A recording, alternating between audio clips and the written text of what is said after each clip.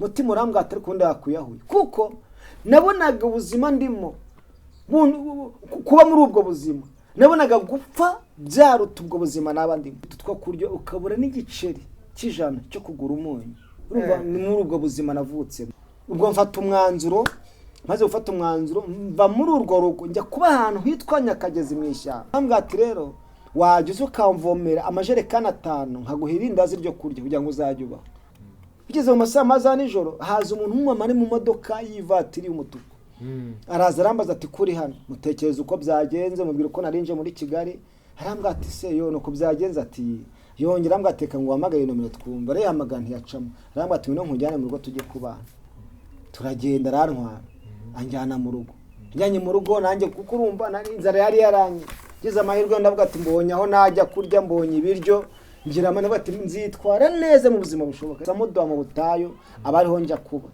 kuba atari uko wenda ngiye gusenga amasengesho Imana yantegetse ari ukuburaho kuba ariko nkabanzi kwaho ngaho bajya bahasenya batereka nzajya kubayo byibura abantu bagizajya bambona bazajya bagira ngo ndi mu masengesho ndi gusenga nagenda mbayo ngira ngo nabo bayemo imyaka 3 n'amezi 6. Reka twongere tubashimire inshuti bakunzi ba Huro TV kandi tubasabe kubatarakora subscribe gukomeza gukora subscribe kugira ngo igihe dushyizeho ikiganiro muzajye muhita mukibona.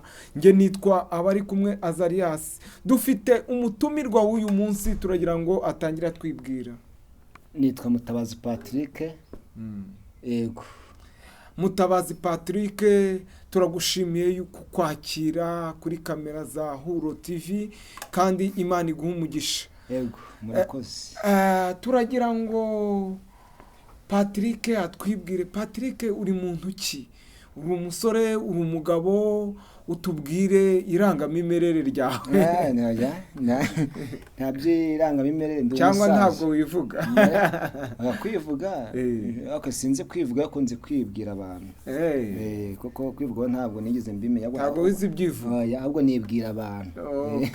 Hanyuma nitwa Mutabazi Patrick, ndi umukristo kandi nkaba ndi n'umuvuga butumwa mu ijambo ry'Imana ndetse no mu ndirimbo.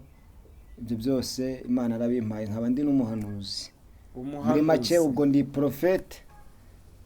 Ndi prophet. Ubundi prophet sana umuhanuzi. Ubwo nuko nawe utari mu bitabo waba nk'abahanuzi bajyaga guhanurira Abisiraheli ba Eliya babandi haryo wahanuriye Eliya yitwa nde? Hanuriye Eliya. Nathan yahanuriye Dawidi. Ni Dawidi.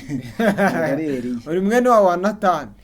Ndimwe urumva ngo twebwe dukomoka muri iriya miryango cyangwa muri abahanuzi kubera yuko musohora ariko twebwe tugendera ku batubanjirije. Twe tugendera ku batubanjirije bivuga ngo rero yakoreshaga bakera abo ba Eliya yabaye na ba Elisa bara bose babura kuko turabuze kuzabura. Tutararenga kuri icyo abantu benshi bakunda kwibaza kuri iki kintu cy'ubuhanuzi. Harimo n'amatorero amwe namwe atemera yuko ubuhanuzi kuri iki gihe hariho abahanuzi bavuga yuko Imana yavuze mu bihe bya kera n'ubifite uko ikorana n'abantu bayo, ariko ibyo bintu by'ubuhanuzi ko byajemo ubutubuzi n'ibindi bintu bisa gutyo. Uvuga ute ko muri abahanuzi? Muri ya rero reka nkubwire Azarias kandi cyane ngushimiye ko mwanyakiriye hano kuri iyi channel yanyu. Imana ibahereze umugisha kandi iri niyerekwa mwagize kugira ngo tubwire abantu ibyurutse umutima. Ni nako birivuga tubabwire iby'ubwami kugira ngo ababyemera abazabyemera bazabone kuboneka kwa Yesu Kristo. Iyi channel rero gusa ndabashimiye cyane. Mewe kugira ngo wenda dukomeze ndifuza ko twabanza tugasenga kugira ngo Imana idufashe muri uyu mwanya. Tuguhaye ikaze kuri Huro TV kandi gusenga rwose wageze mu rugo nta kibazo kugira ngo dukomeze n'ikiganiro. Reka dusenge Imana. Urakoze Yesu Kristo, urakoze mwami mwiza, urakoze mungere ubugingo bwacu, urakoze we mugena byose. Tugushimiye ko abanye natwe mu bihe byatambutse tugushimiye ko waturinze mu minsi igiye itandukanye, tugushimiye ko waturinze mu majya ndetse n'amaza, tugushimiye ko imbaraga zawe zirenze izo dutekereza dufite, niwe byose kuko ufite koko.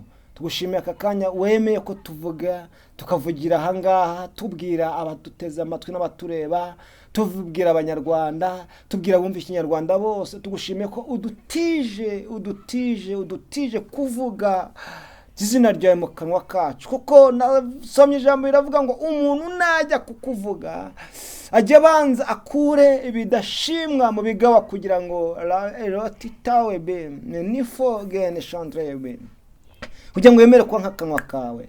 Nanjye ndavuze ngo niwemere aka kanwa lawikitala leshitala bifo nitawe ginestanse, ntabe ari ngewe, ntabe ari njye uvuga muri iki kiganiro, ahubwo ndaritse umwuka w'Imana kugira ngo yururuke liha witakora stisafogeni benitandegeni we abari uruka abane natwe, kandi ufasha abadukurikiye, abagiye kudukurikira, mwuka w'Imana be muri bo, kandi abahereze cyane kumva kurenza uko nge nababwira. Urakoze mwami mutanga bugingo, tuguhaye ikaze na kare bahangaha, umwuka warabaye abo wa mbere, twego tuwukurikire. Icyo umwuka atavuga sinyivuge, icyo Imana itakora singikore. Reka umuyoboro w'Iteka Imana ze, kugira ngo ibyo tugiye kuvugira ahangaha biheshwe umugisha n'Imana, mu izina rya Yesu Kristo urakarama.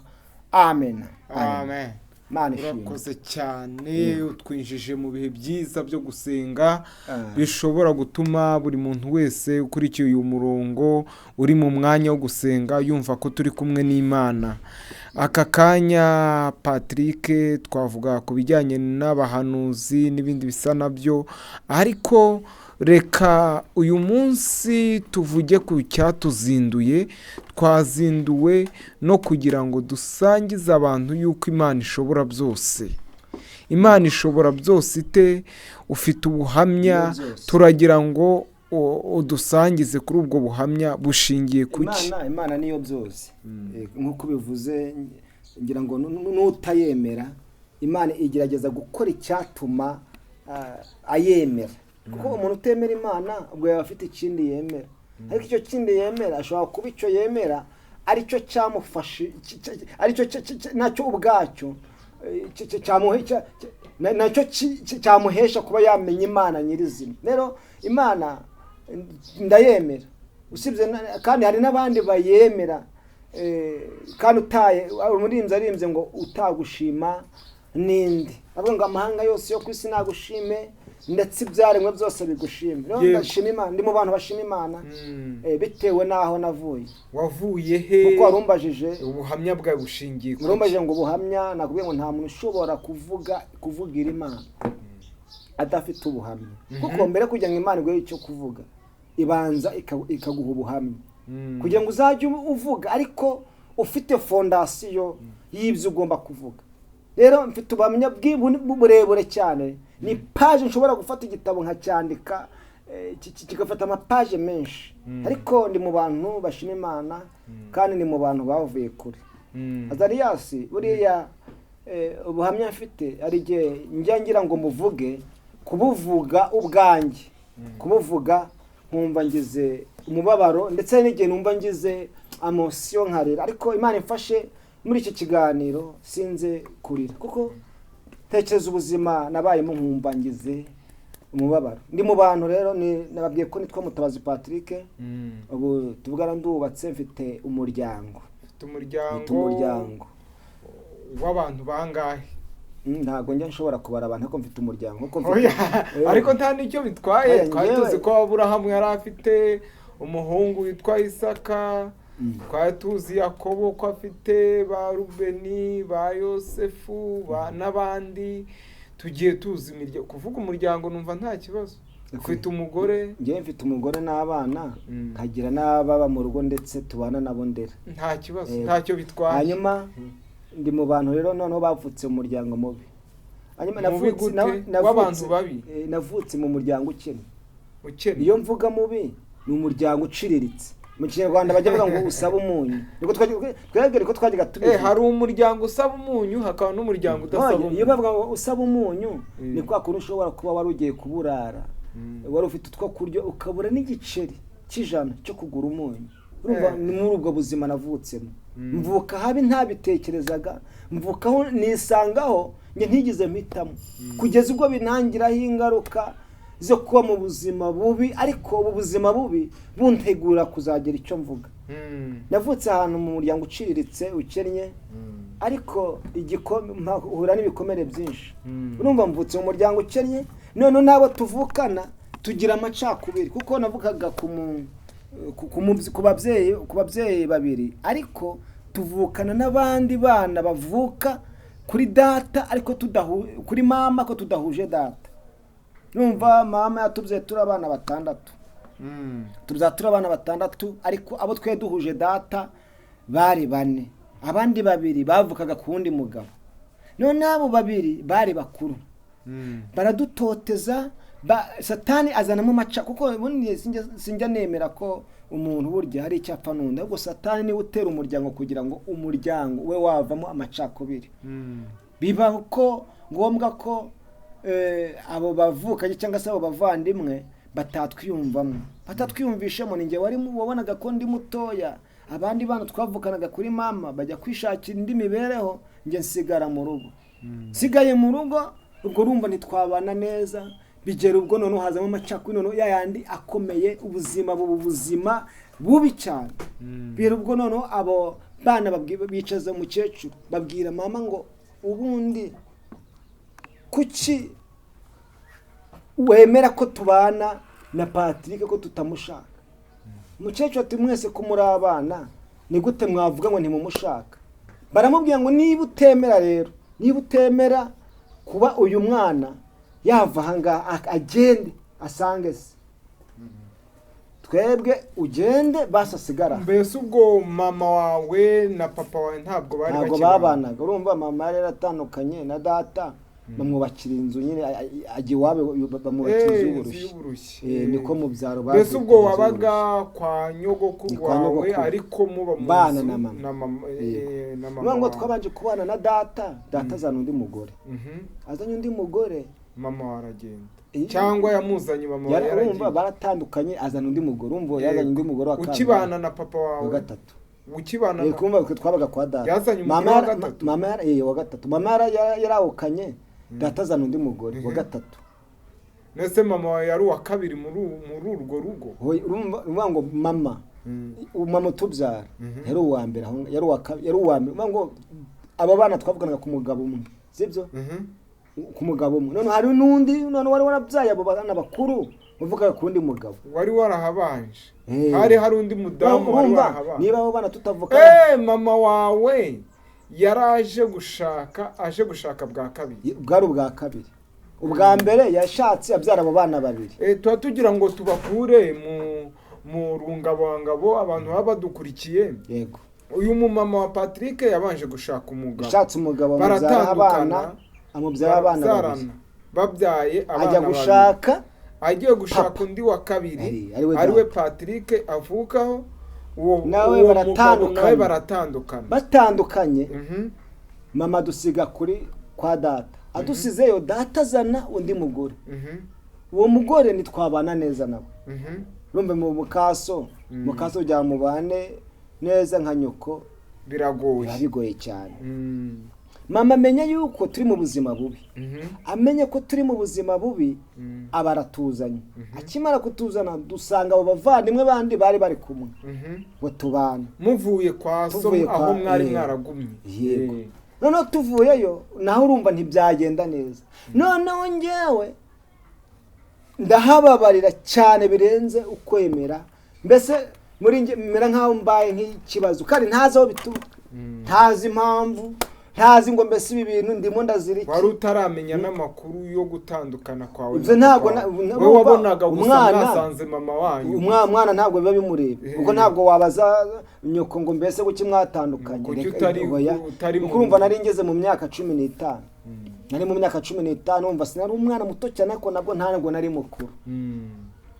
Ubwo mama subiye inyuma hamwe twe tugeze mama baramubwira ngo niba wemera ko Patrick aba muri uru rugo twebwe nugenda uva noneho mama atekereza ari babavandimwe kandi aba bavandimwe nibo bari batunze umukecuru bumva yarageze mu gihe cyo gutungwa n'abana kandi aba bavandimwe bari bakuru bari bakuru bigera ubwo noneho mama araza aranganiriza arambwira ngo Patrick ndagukunda ntago nakanganye ariko se kubona abavandimwe bazanye amacakubiri urabona nabigenza nanjye ndicara ndiyumvira nabwo atawugira ngo mama rero abe mu buzima bubi abe yatorongera reka ari njye ufata umwanzuro ngende ubwo mfata umwanzuro maze gufata umwanzuro mva muri urwo rugo njya kuba ahantu hitwa Nyakagezi mu ishyamba njye kuba Nyakagezi mu ishyamba mu buzima bubi nagomba mu ishyamba aho Nyakagezi mu ishyamba n'umuntu washatseyo ni mu rugo wagiye kuba ni ahantu hari ishyamba navuye mu rugo njya kuba mu ishyamba ahitwa muri Nyakagezi ufata amahitamo yo kuva mu rugo ujya ku bantu bazi muri za nkungu barahazi muri Nyakagezi ni muri Rusizi ni umurenge wa Nkungu uri muri Rusizi ngira ngo benshi mu karere ka Rusizi yego witwa Nkungu mba ahantu haba umugezi witwa Nyakagezi haba n'ishyamba hafi aho ngaho ariko hejuru yaho habaga agasantre gize amahirwe umuntu umwe arambwira agiraga restaurant arambwira ati se bitebya ni byiza ubayeho guteze nabwo ati ntako mbayeho arambwira ati rero wagize ukamvomera amajerekani 5 nkaguha irindazi ryo kurya kugira ngo uzajye ubaho amazi icyo gihe irindazi ryaguraga ngahe nka 30 abaga ari rya senkani ubwo nukuvuga ngo ijerekani y'amazi ariko wayivomaga hafi numva ntago hari hafi ntihari na kure ukuryo ukavoma nagendaga iminota iri hasi wavomaga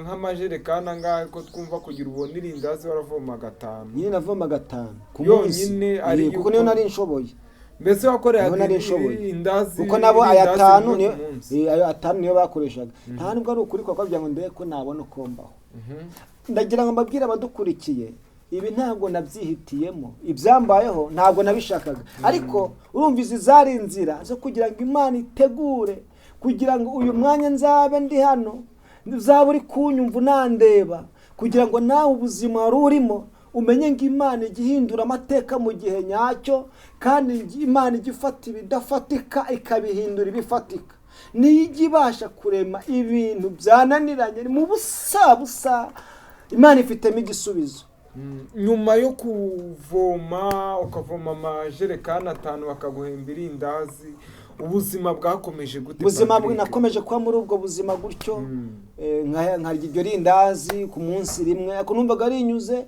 kuko nta kundi nakubigenza burya impamvu umuntu avuga ngo arashonje nuko ubona ibiryo hafi numva narariryaga kandi nkumva nta kibazo mfite nkumva muri nyine ndatuje nkumva nyine mbese urumva byagezeho ndabwakira ariko mbona kubamo biragoye icyo gihe hari ryari wari ufite imyaka ingahe mfite 15 nabivuze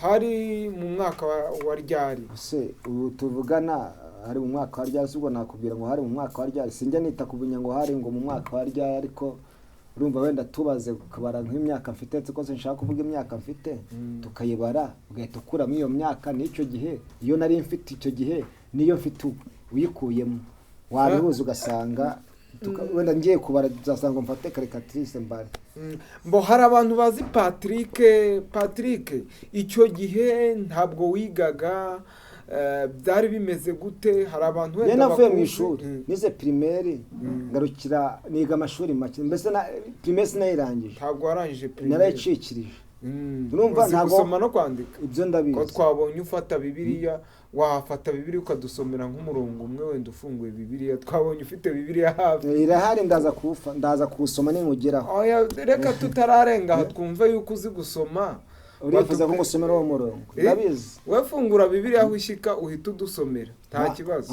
aho ngaho uhita usomaho kuri icyo gice cya 26 wenda udusomere nko ku murongo wa 10 ahubwo se kiza wasoma umurongo numva wenda basi nasoma somaho ushyitse udusomera umurongo kugira ngo tumenye yuko umenye ko nzi gusoma turashaka kumenya ko uzi gusoma gusa ndabona hano hari ngeze ku murongo igice ubutumwa bwiza bwanditswe na Luka kandi umenye ko nta muvugabutumwa utabuzi gusoma, kuko mu bintu Imana yigisha nabyo irabyigisha. Ntacyo dusomere igitabo cy'umuhanuzi witwa Luka cyangwa se ubutumwa bwiza bwa Luka, ndabona ari ibice byaho 14 duhere kuri umurongo waho wa mbere. Umutwe ijambo ravuga ngo Yesu akiza umuntu urwaye urushwima. Sibyo? Ku munsi w'isabato yinjiye mu nzu y'umwe mu batware b'abafarisayo ngo basangire, baramugenza. Kabiri, imbere ye hariho umuntu urwaye urushwima. Patiri rekera uzi gusoma. Wongeye gutuma nkomeza nta uzi gusoma. Urumva bigiye kugendana n'ibyo ndimo. Ntabwo ugiye gusoma, ntabwo ugiye kutwigisha, turi mu mwanya w'ubuhamya. Gusa twagiraga ngo twumve kuzi gusoma. Ntiwarangije amashuri abanza ariko ntabwo narangije ariko uzi gusoma neza. Nagerageza. Si neza ariko ndagerageza. Hanyuma yaho ngaho ufite imyaka 15 uriho muri ubwo buzima bwaje gukomeza tugeze narinde muri iryo shamba, niho natwe tugeze ngira ngo ubwo ngubwo numva ubuzima buranze. Nyuma yaho ubwo ngubwo ndavuga ati ndatekereza, ndavuga ngo ariko urumva icyo gihe nongere nkubwire ngo ntabwo byo byambagaho kuko nari umupagani. Muri iyi myaka mfite nari umunyamwuka, nari umunyamwuka, narahishurirwaga. Mwese ubwo warakijijwe? Nari nkijijwe. Wakijijwe iki niba? Hari abantu mu badukurikiye, hari abantu batekereza ngo wenda ngo umuntu usenga, ngo umuhanuzi, ngo ntabwo ashobora kugerwaho n'ibyo byago, ngo ntabwo ashobora kuba mu buzima bubi cyane. Ariko ibi byose bibaho kugira ngo ngewe uyu mwanya naje ubu ngubu niho natangiye kubisobanukirwa. Nyuma y'ibyo byabaye nasobanukiye ko Imana ibyo ngibyo byose gucishamo ariho kibishaka kugira ngo izagira ibyo gukoresha. Ndetse Patrick, ko abantu bavuga ko bakijijwe ibyo bakoze, ukaba uvuga ko wakijijwe uri muto, wakijijwe iki? Nge ntago ubundi gukizwa no kwihana biratandukanye. Nge nari ngijwe ko ntago nari ngiye kwihana. Ngo warakize. Ngo abantu ntibakizwe ibyo bakoze, ahubwo abantu bihana bareka ibyo bakoze. Nge urumva muri icyo gihe, nge urumva navutse nkivuka.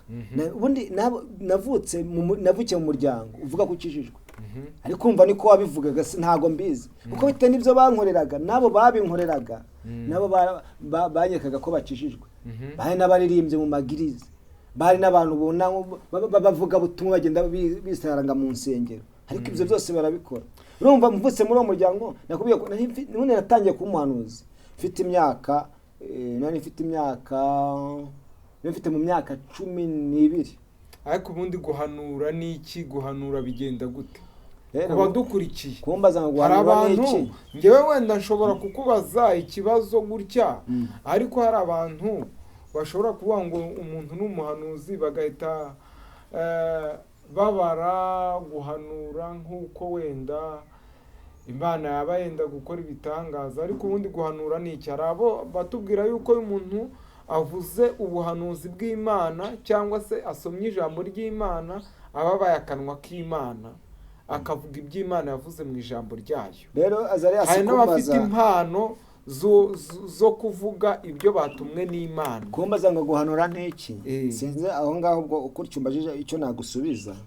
Wenda ku bantu badukurikiye cyangwa se ku bantu bazi babanyamuhamagara. Utabisobanukiwe. Rero umuntu udasobanukiwe guhanura ari iki? Nabo bari kutwumva muri iki kiganiro. Ibi bizafata uzampamagare ariyo topic. Oya, ntacyo turi kugana y'ubuhanuzi. Hatubwire muri make, hari umuntu ushobora gukurikira iki kiganiro akavuga atari ku bundi ibyo bavuga by'ubuhanuzi n'ibiki. Ntabwo gusa muri makeya, wenda umuntu utazi guhanura ngo guhanura n'iki, ni igihe yubanye n'Imana, ugira ngo usabane n'Imana. Imana iguha amayerekwa cyangwa se nabyita ihishurirwa, ikaguhishura nko kumuntu kamba ngo ikampishura Azarias ari umuntu umeze gutya ikamuntumaho. Ni uburyo ki Imana iza cyangwa se yamara kuzika gutuma ku muntu ukamubwira. Iyo umubwiye mbese umuhanuzi n'intumwa y'Imana cyangwa se ni nk'unyuzwa mu by'Imana ishaka kubwira Imana, ibikunyuzamo ukabwira umuntu. Ibyo birahagije. Utubwiye ko wahanuraga ukiri umwana. Nari ngikubwa ngo nge nafashwe n'ubuhanuzi, nabaye umunyempano nkiri umwana mfite imyaka 12. Muri iyo 12 mama nakubwiye ngo nge nabaye aho ngo muri iyo myaka 15 n'ubundi nari nkijijwe. Naranasengaga. no gusenga ntangiye kumenya icyo ari cyo. Ariko muri icyo gihe urumva nubwo nasengaga nari ntaragira imbaraga zo kwizera cyane, kuko nari umuhanuzi ko ndi umwana muto, si umwana wenda umwuka wera wamfashaga, kuko Bibiliya nabivuga ivuga ko aba hari abahanuzi b'abana birumvikana. Urumva undi kuba umuhanuzi w'umwana ni ukuba muri wowe ufite kwizera ariko guke cyane, wenda kutahagije. Ariko umuhanuzi bavuga mukuru ni umuntu uba ufite kwizera. Ari mu Baheburayo habivuga 11 ku wa 13 havuga ngo abo bose bapfuye bakizera batarahabwa ibyasezeranijwe, iyo babonaga biri kure cyane ngo bakabyishimira, bakavuga ngo twe turi abashyitsi n'abimukira mu isi. Bivuga ngo abavuga batyo baba berekana yuko bashaka iyindi gakondo. Iyo baba barakumbuye ngo iyo bavuyemo bari kubona uburyo ngo bwo gusubirayo, ngo ariko noneho barifuza ikindi gihugu kirusha icyo barimo kuba cyiza, ngo aricyo gituma n'Imana idakorwa n'isoni zo kwitwa Imana yabo. Iyo usomye hasi haravuga ngo iyo bagendaga mu isi mbese ntiyifuzaga ko bayibamo, nabo ntibifuzaga kuba mu isi. Niye mpamvu bahuraga n'ibisharira, ariko aba bari bafite ngo imitima yo kwizera ijuru. Iyo bavuga ba Sitefano, ibuka ko Sitefano ngo bamuteye bamuteye amabuye, Yohana bamujugunya mu ngunguru amavuta, ubundi Yohana nawe bamushyira muri gereza, sibyo? Petero mu kumwica ngo abambwa acuritse, bagiye kumubamba ngo hagaze avuga ati ntimumbambe nk'umwami nizeye. Nari ngiye kwijambo rivuga ngo kuba umuhanuzi mutoya no kuba umukuru. Umuhanuzi mukuru aba afite imbaraga, aba ari ku rugero rushitse rwo kwizera Imana rurenze rw'umwana ukiri hasi. No umuhanuzi mutoya aba agiye afite kwizera gukeya. Patrick urakomeye, ufite ibintu byinshi. Byinshi ngira muri abantu bafite nababwiye ngo ngiyewe mfite ubuhamya. Noneho muri iryo shyamba utubwiye ko ari umuhanuzi. Niki cyakurikiyeho ko ari umuhanuzi kandi uba mu ishyamba udafite uburyo bw'imibereho guhanura, cyangwa se ubuzima bwakomereje he muri make? Nakubwiye ngo byarancanze bincanze. None nibuka ko hari ahantu njya numva basengera ko Kamarari. Nibutse hano hitwa ku Kamarari bajya gusenya batako uwazajyayo. Abumva ku Kamarari batahazi cyangwa se abahazi abaturuka mu nce za Rusizi, uvuye hano aho nabaga uvuye Kamembe urakomeza ukagera ku Rwahe, ugakomeza ukagera ku Nkanka, ukava ku Nkanka ukagera hakurya ni ku Kamarari. Ahangaho habaga ishyamba abantu bakonaga gusengeramo, habaga hari n'ikivu hafi yaho njya gusenga. Mvuga ngo wenda ahari Imana abarokore bajye bambira bajya mu butayu gusenga nazayibona. Urumva bajya bavuga ngo uhiriye mu nzu ntadapfunda imitwe. Nanjye umuntu avuga ati icyamanu nakura Imana yankura muri ubu buzima mbayemo, kuko icyambere mama yarananiwe.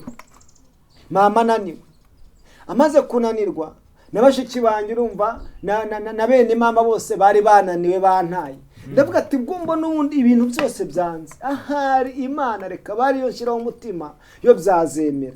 Ubwo njya muri ubwo butayu bwo ku Kamarari. Ngezeyo nijoro turasenga, dusenze Imana icisha mu bantu buhanuzi. Imana ikajya igenda ibabwira buri kimwe cyose kikoze, nanjye cyo kuri ngezeho irambwira ngo nanjye zangira neza.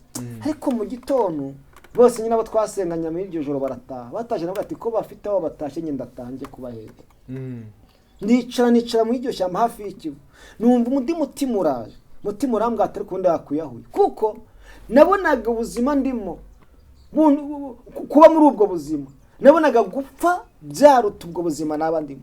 Ntitekereza kuba nakwiyahura. Mbwira abantu badukurikiye, nawe wari uri mu buzima wumva ngo wakwiyahura, imbere yawe haracyari ibyiringiro ko Imana ishobora kugukura muri icyo kintu watekerezaga ko Imana ifite ubuzima bwawe imbere yawe. Niba utabibona aka kanya, Imana ifite ubuzima bwawe imbere yawe. Amen. Hanyuma ako kanya igihe nkibitekereza ndi hafi y'icyo kivu, hari hasigaye akana k'agakobwa kari nko mu myaka 18 cyangwa iri hejuru yayo itarenze muri 24 gutyo. Numva kamanutse kari mu ndibi, nani mbitekereje ntangiye kwicara ku nkoma mbwira Imana ngo Mana warambeshye, Mana ngiye kuva muri ubu buzima. Uri gusenga kugira ngo uyiyahure. Umutima ariko naravuga ngira ngo mbite nijugunya mu kivu, kuko urumva ari igihe umuntu burya hari igihe umuntu aba mu buzima. Imana yari yakubwiye ngo uri kumwe nawe, kandi ukaba wari umuhanuzi wizera yuko iby'Imana yakubwiye bishoboka. Kubera iki wihebye ku buryo wumva yuko ugiye kwiyahura utarategereza iki Imana yavuganye nawe? Buriya reka nkubwire, hari ubuzima umuntu abamo Imana yanavuganye nawe. kwizera guhagije bikanga.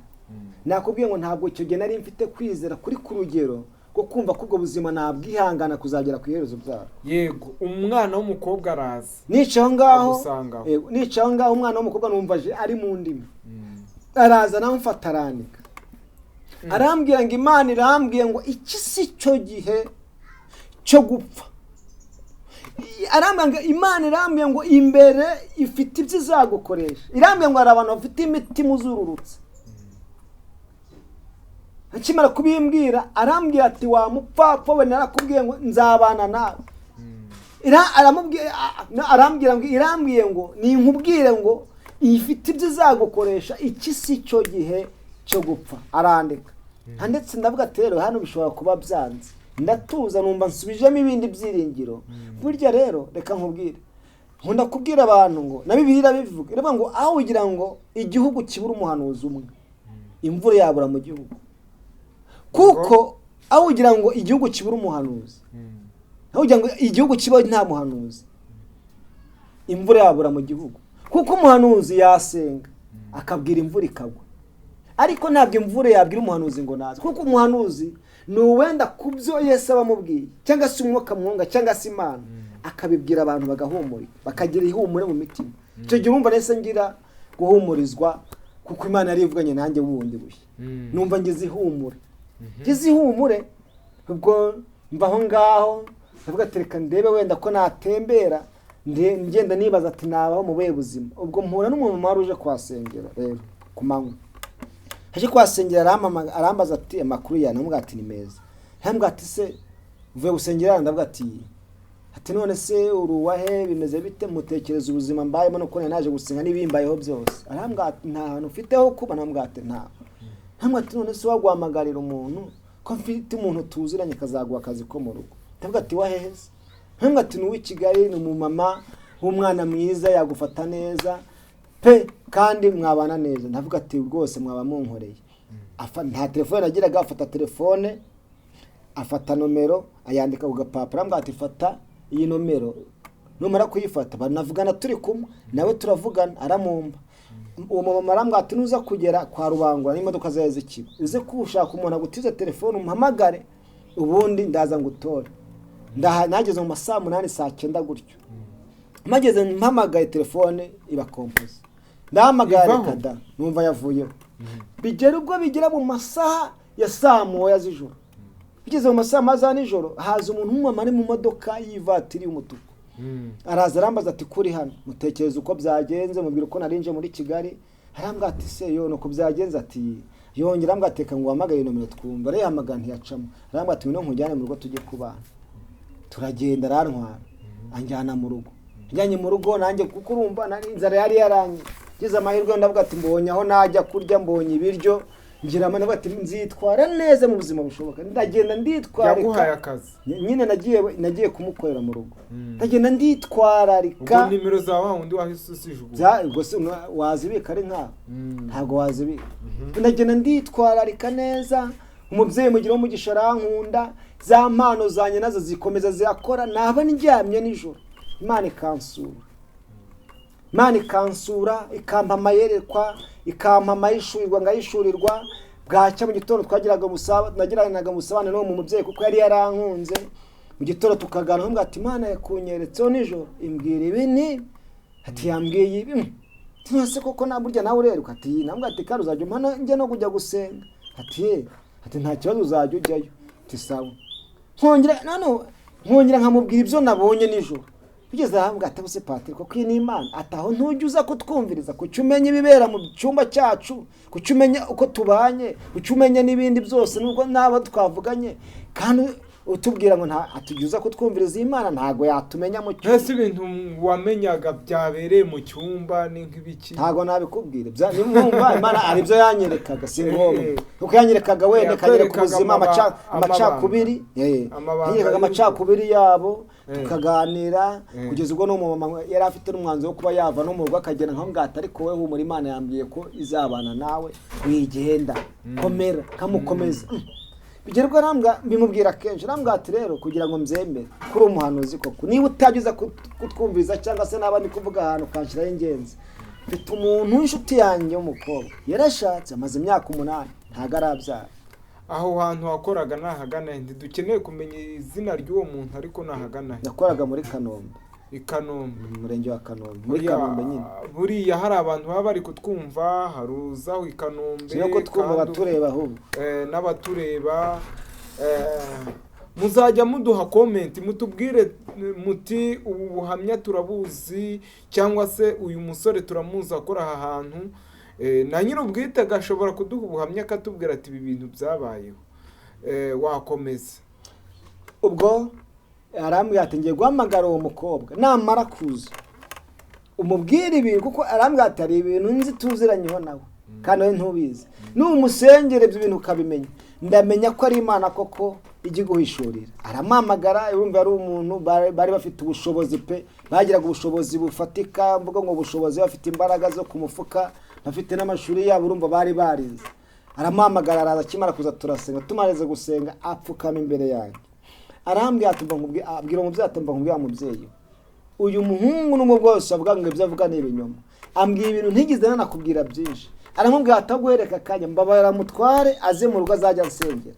Umukobwa nawe arantwara no hari ikabuye, abantu bazikabuye bigeze karurumura azamuka kagera ahantu hitwa ku kigaraje hirya. Njya kuba muri urwo rugo. Mu gitondo akambwira tuzajya ubyuka unsengera n'ejo uzajya unsengera. Urumva antwara kuba mu rugo ariko urumva akajya nkoresha ibyo ashaka. Uryo umuntu ugutunze hakugira nk'umucakara kandi urumva icyo nashakaga ngiye kugira ngo ndebe ko ubuzima bwahinduka.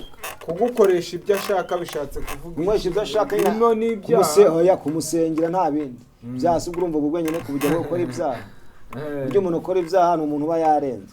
Icyaha gikorwa n'umurenge. Yego muri ibyo yagukoresha nishakira ko kwegeye ku musaya ibyo ntabwo nari kubitekereza. No gukora kandi kazi. Numva nakoraga akazi ko mu rugo nyine akambwa tuzajya unansengera byibura Imana izambohora. Ugasenga utabishaka ariko narabishaka kandi ariyo mpano narahawe. Okay.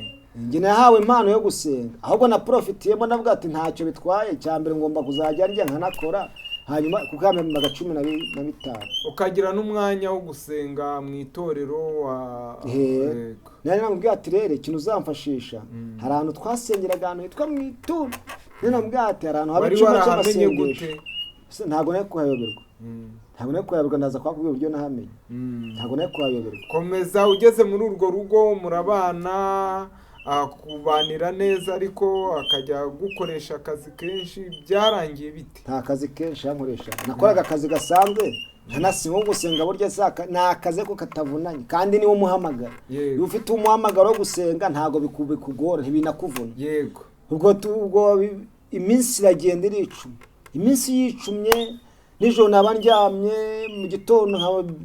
mu gitondo cyaka samo yajya ukaze samana igice sama akambara ati nkajya ku meza. Urumva muri iyo minsi yaramfashe nk'icyana cy'ingagi. Hari igihe nabyukaga akambwira ati ngwino ku meza akampereza nkamva nanywaga icyayi cyiza cy'amata nkarya n'umugati bakamana bureba akamana n'ibindi bintu basigaho biriya by'ibituku. Urumva nanjye nari mbayeho nk'umukire nabyo nkabisiga kuri uwo mukati. Urumva nari mfashwe nk'icyana cy'ingagi ko mu Rwanda gifashwe neza nanjye ariko nari mfashwe mvuga ati urwo wenda sinzaruvamo. Mu gitondo akambwira ati ngwino Imana yakubwiye ngo iki. Hari n'igihe Imana itambwiraga nijoro nkambwira ati rero nta nubwo ati uyu munsi ntacyo yambwiye ati reka none se wawe ntutangiye kugwa ko nkavuga ati oya mbibutse ko Imana unakubwira abantu Imana ntago ari radio. Imana si radio ufungura ushaka, Imana si televiziyo uvuga teka nshyira hanga nshyiramo CD. Mbese Imana ivuga mu gishatse kuvuga kandi kimwe nuko Imana igikora mu gihe yagambiriye cyo gukora. Abadukurikiranye Imana ifite igihe yagennye kuba yahindura ikintu runaka. Ntabwo Imana ushobora kuyifata ngo uyituge nk'ikinyamugera ngo nukore iki ku mbaraga ntabwo byabikunda. Icyo akora turayisenga tukayinginga tukayitabaza tukayicira bugufi tukayisaba ikaduha ariko ntabwo Imana igituga ariko nk'ikinyamugera. We yashaka ko Imana nyitegeke ikagira ibyo ikora. Angera nkavuga ati reka kugira ngo Imana igire icyo ikora reka nyisabe wenda yabikora ikanyumvira nk'umugaragu wawe. Aho mwaje gushwana bitewe nuko Imana itakubwiye. Gushwana ntabwo wenda ndabigeraho. Aho yumva yahise ambwira ati wowe ati sinzi ntabwo ati hangana. None naba ndyamye nkimara kujya muri urugo narasenze imyaka yaramaze 8 atabyara. Abatwisinda yari igeze mu mezi 5. Muri amezi 5 yari maze kugeramo aravuga ati ubundi ibyo namushakiraga birarangiye. Nijoro naba ndyamye nkabona nambaye imyenda ya gisirikare, nkabona ntwaye amakaye, nkibaza se ubu buzima ni ubuhe? Ese ngiye kongera gusubira mu ishuri? Ese ngiye kubaho nawe umusirikare? Nkumva birancanze. Nijoro rimwe naraye mbirose n'ubundi ntacyo twapfaga n'uwo mukobwa n'uwo mubyeyi. Mu gitondo cya kare arambyutsa ati Patrick byuka agiye kujya mu kazi. Arambwira ngo naraye nitekerejeho neza.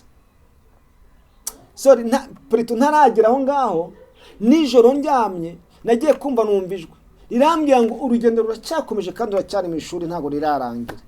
Mu gitondo iryo jwi naraye ndyumvisha nijoro, arampamagara saa moya. Arambwira ati Patrick naraye nitekerejeho neza, mbitekerezaho nsanga kujya gusenga kuwa gatanu nijoro ahantu ujya gusengera nasanze naribeshye. Ugiye guhitishamo ibintu bibiri, urambwira kimwe. Navuga ati se mabuja nicyo ushaka kumitishamo? Arambwira ati cyambere kandi naramusabye uruhushya, naramubwiye ngo ngiye kuwa gatanu nzajya njya gusenga. Arambwira ati nta kibazo uzajya ugenda, ariko umunsi wo kuwa kane arambwira ati nitekerejeho nsanga kujya gusenga kandi atari cyo cyakuzanye, wazanywe n'akazi nasanze wapi. Twibutse ko umuntu yamaze kurya arengwa. Imana ibwira Abisirayeli yari izi ko ari igihe bazagira bakayibagirwa. Yarababwiye ngo nimumara kurya mugahaga ntimuzigere mwibagirwa aho Imana yabakuye. Ikintu cyantangaje, yibagiwe ko yampamagaye afite ikibazo cy'uko atasamaga, ariko amaze gusama inda igeze mu mezi 5 niho yatangiye kumbwira ati wapi ntibishoboka. Arambwira tugiye guhitamo, ari uguhitamo gusenga cyangwa se ugakora akazi, urahitamo. Ntekereza navuga ati nimpitamo rero gusenga inzara izanyica, ntekereza ubuzima nari ndimo navuga ati nabusubiramo. Ndongera ati nimpitamo nabwo gukora akazi sinsenga, iyi Mana ntabwo izanyorohera. Ndagenda nyibitekereza, arambwira ati ngiye kureba imfunguzo mu cyumba nze kuzizana, wahisemo kimwe aba aricyo dukemura. Ako kanya akizizana arambwira ati se wahisemo iki? Mpindukiye nyine numvishe nta jwi numvishe, naherekwa nagize numvishe nge mu mutima tuzi ati mbisemo kuba nasenga. Arambwira ati okay. Aragenda afata imyenda umugabo yari yarampaye amapantaro 2, yarampaye n'amashati 2, aragenda arabifata arabijugunya ati ngaho genda ujye gusenga. Arakwirukana? Aranyirukana. Yego. Mupfuye yuko umubwiye kuzajya gusenga kandi nawe waramusengeye. Yego. Ntabwo ngo umuntu ajya yibagirwa, ariko nubwo umuntu yakwibagirwa Imana ntijya yibagirwa, kuko niyo Imana idakiranirwa yibagirwa imirimo y'abantu bigize bayisenga. Niyo Mana yonyine. Abarakwirukanye uwo mubyeyi, nyuma yo kukwirukana wahise utaha mu kwivuka usanga mama wawe byagenze gute? Urumva ako kanya Yesu amfata imyenda arayinjugunyira, nagenda ngera ku mushuti wanjye twigize duhurira nyine ahantu turi gusenga aho mu Itunda. Mbwira ahantu haba, yabanaga na mukuru we, maze kugerayo ampicumura bati mwe nura nyine namutekereje ibyabayeho. Ntangwa ati mwe n'uburanga wenda gushaka nakazi. Nijoro mukuru waza yasinye nko mu saa 8, arakomanga arakinga ati uyu ninde uryamye? Amutekereza nyine uburyo najemo, amubwira uburyo najemo, namubwira ati nkubwire Damascene nakuzanye uri wenyine, uri muri muna wanjye, uyu nguyu ntago muzi. Hitamo ari ukugenda cyangwa se basi uhitemo wagenda. Damascene arasoka arambwira ati Patrick ko na mukuru wanjye ari umunyamane ko yabyanze nkuriki. Navuga ati rero uyu ni umuvandimwe wawe, nge ntacyo dupfaretse ko ari umpaye icumbi, Imana iguhereze umugisha. Urumva ansura saa 8 z'ijoro, ndagenda njya mu butayu bwa Samuduha. Navuga ati ntande najya, kuko urumva ntande nari kujya, kandi nakundaga nyine gusenga, nkumva nyine nta handi najya, nta muntu narinzi, nta wundi nari guhamagara ngo ncumbikire. Nibwo buhungiro njya Samuduha mu butayu, abariho njya kuba. Njya kuba atari uko wenda ngiye gusenga amasengesho Imana yantegetse, ari ukuburaho kuba, ariko nkabanzi kwaho ngaho bajya bahasenga batereka nzajya kubayo byibura abantu bagizajya bambona bazajya bagira ngo ndi mu masengesho ndi gusenga. Nagenda mbayo ngira ngo nabubayemo imyaka 3 n'amezi 6. Uba muri ubwo buzima? Mba muri ubwo butayu imyaka 3 n'amezi 6. Oya ntabwo mbyumvishe neza.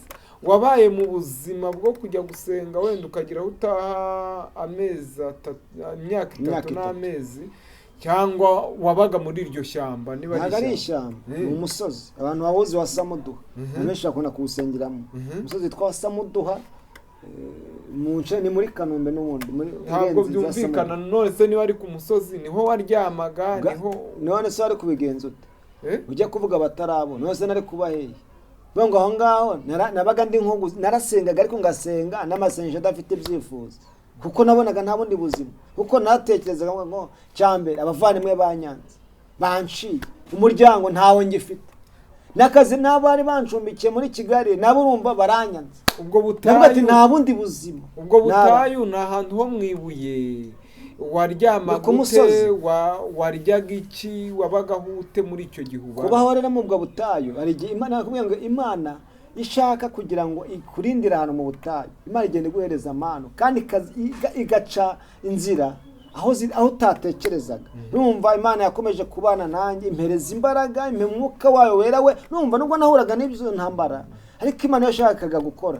yarankoreshaga abantu baba baje gusenga bakaza bagasanga nkaho ni cyangwa ngasanga aho bicaye nkabasanga tugasenga twasengana Imana ikampishurira ikampa amaherekwa yabo ngasenga namusengera umwuka w'Imana akamukoraho yamukora akambaza ati Patrick kubahenga ntabwo ati rero ahantu mba ni kwenda mu masengesho iminsi itatanga kugira ngo batazamenyera ngo bamenye ubuzima mbayemo nta n'umuntu nigeze mbwira ko ubwo buzima mburi mwaho ngaho nageragezaga kugira ngo nihagarareho hatazajya ibintu mfata yije makibaza se ko ari umuhanuzi ko twumva Imana imuvugisha bimeze bite akambwira ati se bahasi ko ibintu mbye numva byankozeho ku mutima waje tukajya mu rugo kaba wenda naguha n'amazi yo kunywa ntabwo ati nta kibazo tukagenda twagerayo agateka ibyo ryo nkaba nabimarana mu nda icyumweru.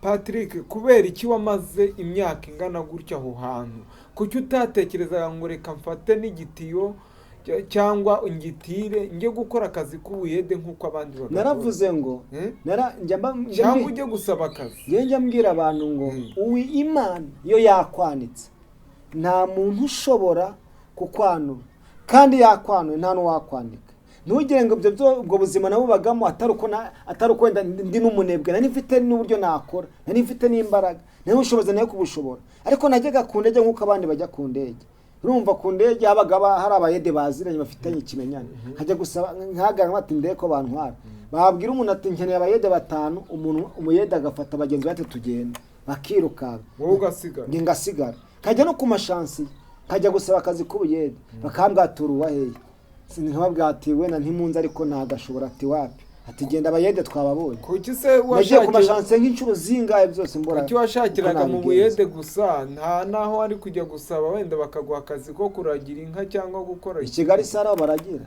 kandi nta nubwo nari kubishobora ni kuva nawe ntararagira inka Kigali ntago baragira ahubwo icyo nagerageje ni akazi kuyede nagiye kwaka biranga rero urumva ubuzima bugenda gutyo mba mu ubwo butayu imyaka inyuma y'imyaka ariko Imana navuga ngo Imana yakomeje kumpereza icyo bita umutima wo gukomera ariko n'impano zayo zikomeza zirakora nubwo nabaga naniwe mu mubiri naniwe mu bitekerezo numva byageze omera nk'umuntu wihararutswe ndavuga ati nongeye gukorera Imana nk'umuntu uri kwiyahuraho ngiye kuzajya nsenga nk'umuntu uri kwiyahura nzajya nsengera abantu nk'umuntu mbese ku buryo n'Imana ishaka izanyica imibereho yose yari yanze ndavuga ati ntandi nakuri imibereho usibye kwiyahura ku Mana ubwo ngize amahirwe haza umuntu w'umupapa aje gusenga nubwo butayu urumva imyaka muri iyi myaka hazaga n'abandi bahanuzi haza abahanuzi bakambwira ngo Imana iragutabaye umwaka ugashira Imana iragutabaye 2 gashira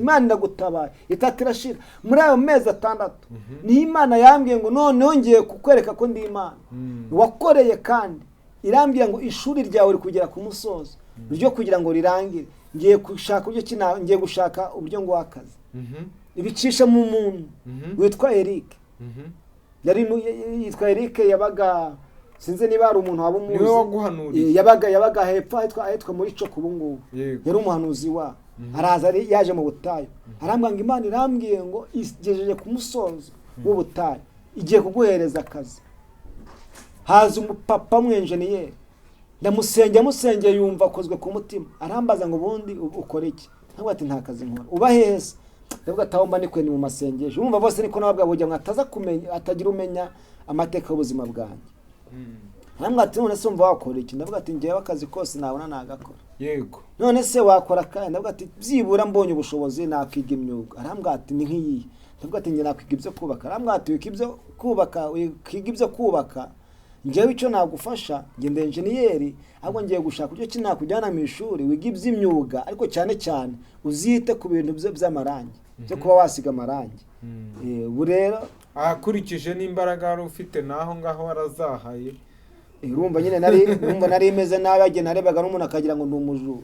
burya inzara ni mbi, inzara ni mbi, igihe ureba umuntu akagira ngo wenda uri umujura akaba yagufata akaba yanagufunga uzira ubusa. burya kamabwira ikigeragezo cya mbere kibaho, ubundi ibigeragezo bigora cyane biba ku isi ni bibiri. icya mbere burya ni inzara, icya kabiri ni ukuba ingumba. nibyo bigeragezo Imana ishobora kuguhereza ukumva n'ubuzima urabwana. uwo mugabo arakubwira ngo nzakujyana kwiga, ako kanya yaragucyuye muratahana, byagenze gute? cyangwa n'undi wakomeje kwibera aho ngaho mu butayu? icyo gihe yari umubosi, yari afite ibyo yarajemo, yari ari no mu kazi hafi abatereka ndetse nk'utembera njye gusenga. yarambwira ati rero guma aha ngaha, ejo nzaza nkurebe, hanyuma nimbona n'amafaranga ndebe uburyo ki nakujyana ukajya kwiga. ubwo nagiye kwiga yari Kicukiro. wigubayo wigutaha he? oya urumva umuntu wari undihiye ishuri nize ntahayo, yarandihiye nkajya njya kwiga ariko ngataha k'uwo mugabo.